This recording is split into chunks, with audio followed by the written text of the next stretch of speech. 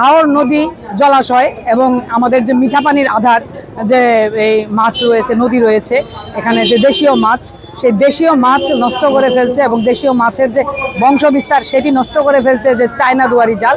সেই চায়না দুয়ারি জাল নিষিদ্ধ এবং তার ব্যবহার এবং এই দেশে প্রবেশ এবং উৎপাদন এই সকল কিছু বন্ধের প্রতিবাদে আজকের এই মানববন্ধন। এবং এই মানববন্ধন থেকে কৃষক এবং মৎস্যজীবী এবং শিক্ষার্থী, সাংস্কৃতিক এবং সুশীল সমাজের সকল ধরনের নেতৃবৃন্দ রয়েছেন, তাদেরও একটাই দাবি যে আমাদের দেশীয় মাছের উৎপাদন বাড়াতে হবে। ইলিশ মাছ বন্ধ রাখার জন্য যে বংশবিস্তার যেন সঠিকভাবে করতে পারে সেটির জন্য এত আন্দোলন হলে এই দেশীয় মাছ কেন হবে না? কারণ ইলিশ মাছ একটা ধনিক শ্রেণী খেতে পারে, কিন্তু দেশীয় মাছ আপামর গরিব থেকে শুরু করে যত ধরনের মানুষ আছে সব ধরনের মানুষের খাদ্য হচ্ছে এই দেশীয় মাছ। এবং মাছে ভাতে বাঙালি যদি বলা হয় তাহলে তারা এটি বলছেন যে এখানে মানববন্ধনে দাবি করছেন, তাহলে কেন এই দেশীয় মাছকে রক্ষা করার জন্য এরকম আন্দোলন হবে না? অনেক অনেক জায়গা থেকে দেখতে পায় খালে বিলে মাছ অনেক মানুষই ধরে কারেন্টের জাল ব্যবহার করে, তার জন্য আমাদের দেশে অনেক ক্ষতি হয়ে থাকে। এই পূর্বাঞ্চলে হাওর অঞ্চলে যে সমস্ত ছেলে মেয়েরা আছে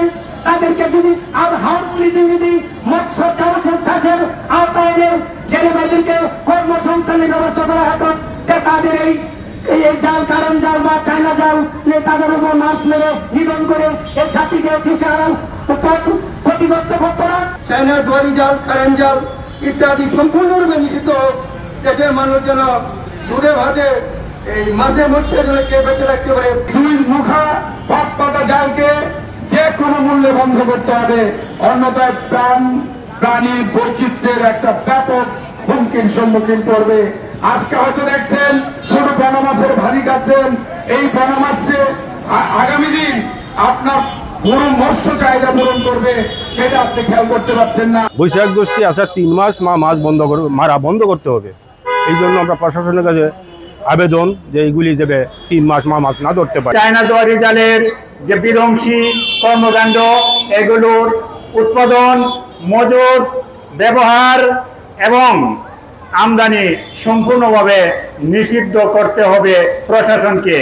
এবং মনিটরিংয়ের মাধ্যমে, মোবাইল কোর্টের মাধ্যমে এই বাংলাদেশ থেকে চায়না দুয়ারি জালকে উচ্ছেদ করে এই অঞ্চলের মাছ, এই অঞ্চলের প্রাণবৈচিত্র্যকে বাঁচাতে হবে।